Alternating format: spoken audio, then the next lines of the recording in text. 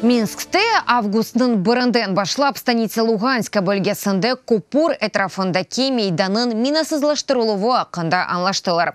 Бұақта үч тарафлы контакт группасында Украина темселжісі Леонид Кучманын матбуат кетебі Дарка Олифер білдірді.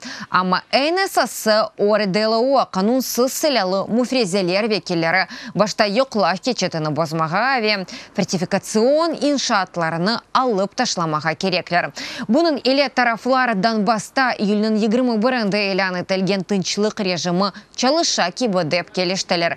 Ама айны заманда Европада ишбірлік ве телекесізлік тешкеляты көзетежелерінің ишғал етілген бөлгеге хавсыз кірсетілігі аққанда анлашма еріне кетірілмей. Гуманитар группа станица Луганска касабасындаки көпірдің темір өтілівінден ғайры да тұтылған адамларының деңіші суалерінде музакере етті. Бұл мевзуда мұны қашылар кенеде конструктив oldu.